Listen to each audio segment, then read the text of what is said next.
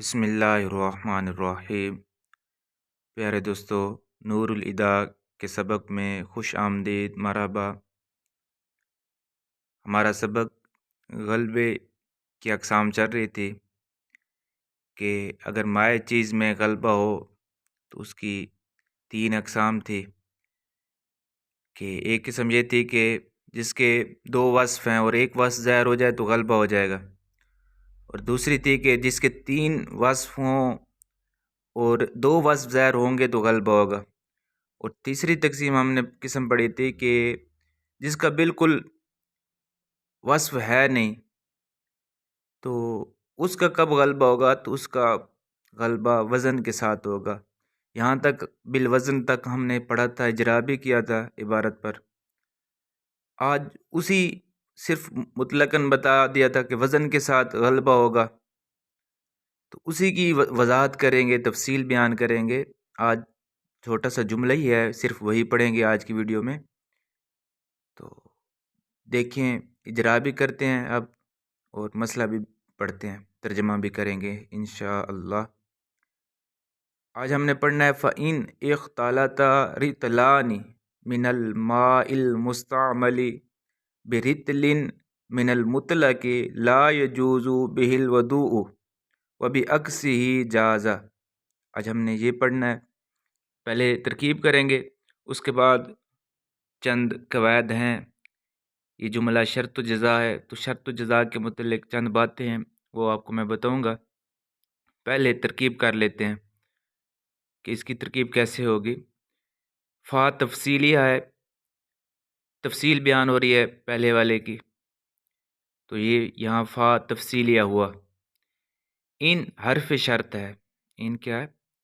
حرف شرط۔ اختلط یہ فعل ہے، باب افتعال سے، ثلاثی مزید فی ہے، باب افتعال ہے، فعل ماضی ہے اختلط۔ تو ہر فعل کے لیے فاعل ہوتا ہے، تو اس کا فاعل رطلان، یہ اس کا فاعل ہے۔ رطلان یہ نکرہ ہے کیونکہ معرفہ کی اقسام میں سے نہیں ہے، تو یہ نکرہ ہے۔ اور قاعدہ تھا کہ نکرہ کے بعد اگر جار مجرور آ جائے تو نکرہ کو ہم موصوف بنائیں گے اور جار مجرور کو کسی کے متعلق کر کے صفت بنائیں گے۔ تو یہاں رطلان یہ موصوف ہوگا، من حرف جار ہے، ما یہاں موصوف ہے۔ موصوف کیوں ہے؟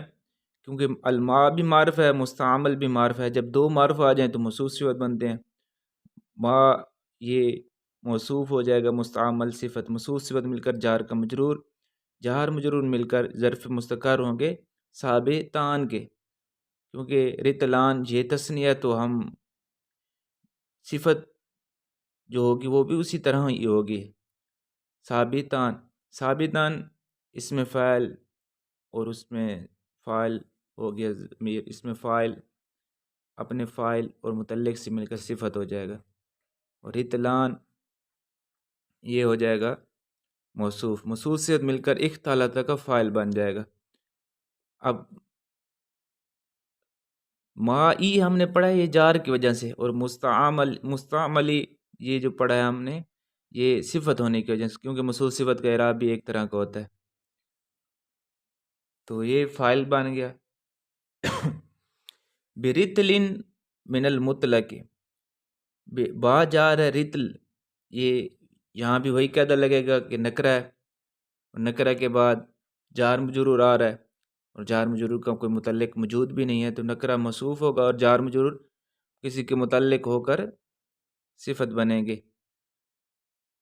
رتل موصوف من جار مطلق کی، من المطلق کی آئے گا، جار کی وجہ سے جر دے رہے ہیں، کسرہ آئے گا، تو یہ کیا بن جائے گا؟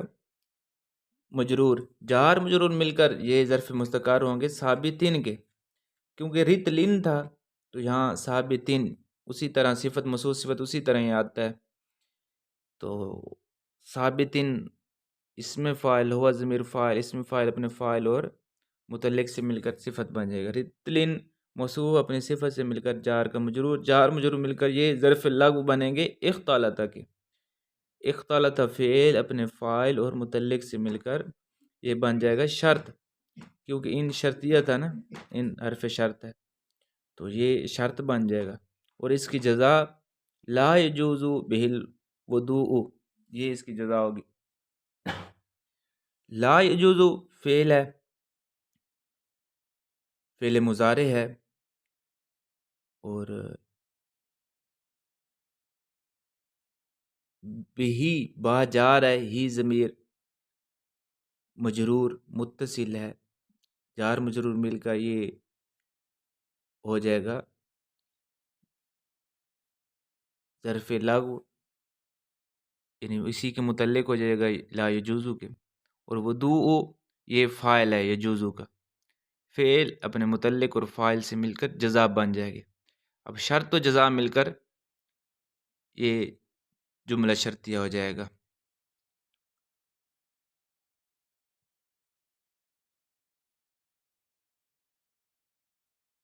وبی عکس ہی وہ استینافیہ، اس کی علیحدہ عبارت ترکیب ہوگی، اس پر میں آپ کو قواعد بتاتا ہوں، اس کی بھی ترکیب کر لیتے ہیں۔ بی عکس ہی با جار ہے، عکس مضاف ہے، ہی ضمیر مجرور مضاف الیہ ہے، مضاف الیہ مل کر یہ ہو جائیں گے جار کا مجرور، جار مجرور مل کر یہ متعلق ہوں گے جازہ کے۔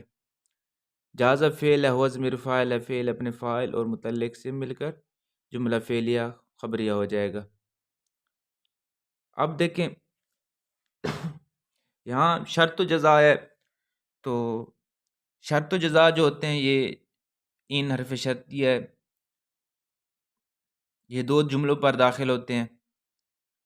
تو دو جملے ہوتے ہیں، یعنی ایک جملے کو شرط کہتے ہیں، دوسرے کو جزا، اور پہلا سبب ہوتا ہے دوسرے کے لیے شرط و جزا میں، یعنی پہلے ایک سبب ہوتا ہے دوسرے کا۔ اور اس میں یہ بات ہے کہ کبھی کبھی دونوں جملے جو ہوں گے مضارع ہوں گے، پہلا جملہ بھی مضارع کا ہوگا، دوسرا بھی، تو اس وقت ان پر جزم آنا ضروری ہے۔ جب دونوں جملے فعل مضارع کے ہوں تو پھر ان پر جزم لانا ضروری ہے، واجب ہے۔ اگر دونوں ماضی شرط و جزا دونوں ماضی ہوں تو پھر جزم نہیں آئے گی لفظی طور پر، محلن تو ہوگی کیونکہ ان عامل ہے، اس کا عمل بھی یہی ہے جزم دینے والا، کیونکہ یہ جوازم میں سے ہے نا، لم لما لم امبر لائے نہیں ان شرطیہ، ان یہ عامل ہے اور جازمہ سے عمل تو کرے گا لیکن لفظی یہاں نہیں کرے گا جب فعل ماضی شرط ہو۔ تو اگر شرط مضارع ہے اور جزا ماضی ہے تو پھر بھی شرط پر جزم آنا ضروری ہوگا، یہ ہدایت النحو میں لکھا ہوا ہے۔ اور اگر شرط ماضی اور جزا مضارع ہے ادھر دونوں صورتیں جائز ہیں۔ یہاں دیکھیں شرط ماضی ہے، فَإِنْ اخْتَلَطَ، یہاں شرط ماضی ہے اور جزا جو ہے وہ مضارع ہے، لا یجوزو، تو یہاں جزم دینا بھی جائز ہے اور نہ دیں تو پھر بھی جائز ہے، یعنی دونوں صورتیں جائز ہے، جزم دے بھی سکتے ہیں، جزم نہ دیں تو پھر بھی بات درست ہے۔ تو یہاں لا یجوزو بھی پڑھ سکتے ہیں اور لا یجوز بہ الوضوء بھی پڑھ سکتے ہیں، دونوں صورتیں جو ہوں گی۔ اور ایک اور بات ہے شرط و جزا میں کہ جزا پر کب فا داخل کیا جاتا ہے، کب نہیں کیا جاتا۔ تو جزا پر فا جب ماضی ہو بغیر قد تو اس وقت جزا پر فا داخل نہیں کیا جاتا، اور اگر مضارع ہو اور منفی لا کے ساتھ ہو تو اس میں دو صورتیں جائز ہے، مضارع مثبت ہو اور یا منفی ہو لا کے ساتھ تو اس صورت میں دو صورتیں جائز ہے، یعنی دے بھی سکتے ہیں، فا داخل کر بھی سکتے ہیں اور نہ بھی کریں۔ اور جہاں فا کا داخل کرنا جزا پر واجب ہے اس کی چار صورتیں ہیں، ہدایت النحو میں لکھا ہے، یہ بھی انشاءاللہ کبھی عرض کر دوں گا۔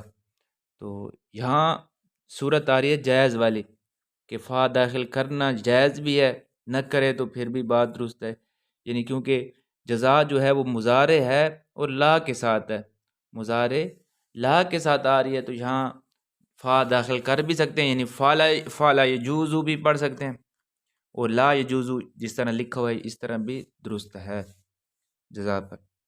تو یہ ہماری ترکیب بھی ہو گئی، اجراب بھی ہو گیا۔ اب ترجمہ کرتے ہیں، دیکھیں فا کا بس ہوتا ہے بس اگر، ان کا مطلب ہوتا ہے اگر، بس اگر۔ چلو ترجمہ سے پہلے مسئلہ سن لیں۔ پیچھے ہم نے پڑھا تھا کہ غلبہ مائع چیز میں جس کا وصف نہیں ہے تو کیسے ہوگا؟ وزن کے ساتھ ہوگا۔ تو اب اسی کی وضاحت کر رہے ہیں کہ اگر دو رتل مائع مستعمل کے ایک رتل مطلق کے ساتھ مل جائیں تو وضو جائز نہیں ہوگا۔ مطلب رتل ایک پیمانہ ہے جس کے ساتھ پانی کو یعنی ماپا جاتا ہے، ایک برتن، یعنی آپ سمجھ لیں، فرض کر لیں کہ 1 لیٹر یعنی 2 لیٹر مائع مستعمل کے ہوں۔ مائع مستعمل کا مطلب ہے کہ یعنی استعمال کیا ہوا پانی کسی حدث یا ثواب کی نیت سے دوبارہ وضو کرنا یا ہاتھ لگ جائے، اسے مائع مستعمل کے پیچھے بھی تعریف گزری تھی، پڑھا تھا ہم نے۔ تو 2 لیٹر مائع مستعمل کے ہوں اور ایک مطلق ہو، یعنی استعمال شدہ نہ ہو، مطلق پانی ہو، اس کے ساتھ مل جائے تو پھر اس سے وضو کرنا جائز نہیں ہوگا۔ اور اگر اس کا یعنی عکس کر دیں، 2 لیٹر ہیں مائع مطلق کے اور 1 لیٹر ہے مائع مستعمل کا، مستعمل پانی کا، تو پھر اس کے ساتھ وضو کرنا جائز ہوگا۔ یہ مسئلہ بیان ہو گیا۔ اب ترجمہ دیکھیں، لفظی ترجمہ۔ فا کا مطلب کیا ہوگا؟ بس، ان کا مطلب ہوتا ہے اگر، ان کا لغوی ترجمہ یعنی بس اگر، اور فاعل کا ترجمہ پہلے ہوتا ہے بس اگر مائع مستعمل سے 2 رطل مل جائیں۔ دوبارہ سن لیں، یعنی فاعل کا ترجمہ پہلے ہوتا ہے تو پہلے ہم کریں گے بس اگر مائع مستعمل سے 2 رطل مل جائیں مطلق رطل کے ساتھ، مطلق رطل کے ساتھ۔ تو آگے جزا آ رہے تو جزا میں تو کا ترجمہ کرتے ہیں، تو اس کے ساتھ، بہی کا پہلے ترجمہ کریں گے، اس پانی کے ساتھ وضو جائز نہیں، اور اس کے عکس کے ساتھ، اس کا اگر عکس الٹ ہو تو اس وضو کرنا جائز ہے۔ یہ ہمارا لغوی ترجمہ بھی ہو گیا۔ تو امید ہے کہ آپ کو سمجھ آ گئی ہوگی۔ اللہ رب العزت ہمیں اور آپ کو علم نافع عطا فرمائے۔ انشاءاللہ اگلی چوتھی تقسیم آ رہی ہے، پھر انشاءاللہ اگلی ویڈیو میں اس پر اجرا اور جو مسئلہ بیان ہو رہا ہے وہ بیان کریں گے۔ السلام علیکم ورحمۃ اللہ۔